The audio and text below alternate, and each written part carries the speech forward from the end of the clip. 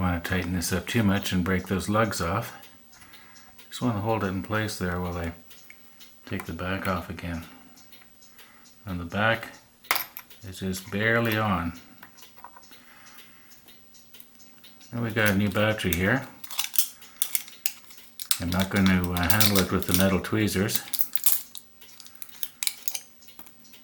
but I will test it out.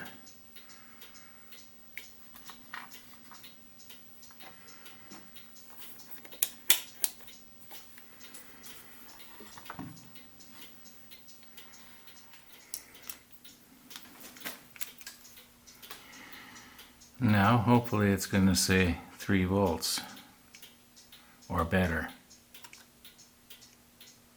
So it's 3.32 volts. Good. It's a good battery. Now I don't know if this actually helps, but I'll get my fingerprints off of it as best I can.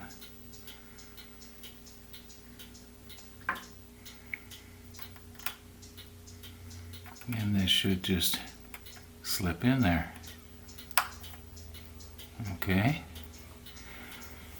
Now if we're lucky, the watch is running.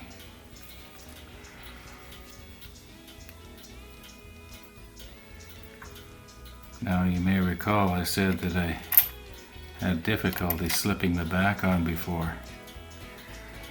Well, I guarantee you it's going to happen again.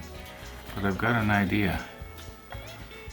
There is actually a thing that you can get. Oh yeah, there we go. Look at that. It's running. Nice.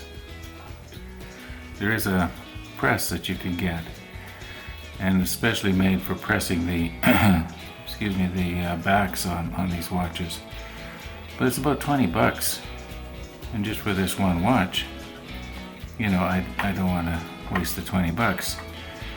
I've already got the pen press, and I think I can once again modify my pen press so that it will press the back on for me.